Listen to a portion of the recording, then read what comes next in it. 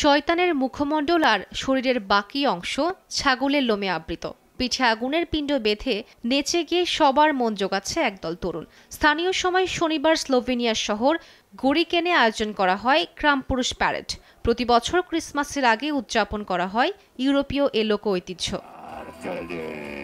ক্রিসমাসে ভালো কাজের জন্য সব বাচ্চাদের উপহার দিয়ে থাকে সান্টা ক্লজ, আর দুষ্ট বাচ্চাদের ভয় দেখিয়ে উপহার দেন সেন্ট নিকোলাসের এই প্রতিরূপ।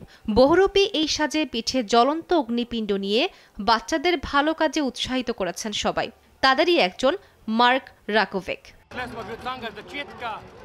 আমরা অনেক আগে থেকেই এই আয়োজনে অংশ নিয়ে থাকি। এখানকার পরিবেশ ও আয়োজকরা এক কথায় দুর্দান্ত।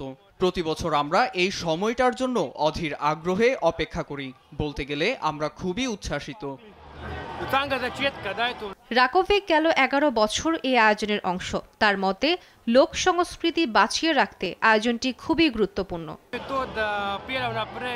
এর মধ্য দিয়ে আমরা আমাদের পূর্বপুরুষদের সাংস্কৃতিক ধারা ধরে রেখেছি। বাচ্চাদের একটু ভয় দেখিয়ে সেন্ট নিকোলাসের হয়ে উপহার দিতে পেরে আমরা সত্যিই আনন্দিত।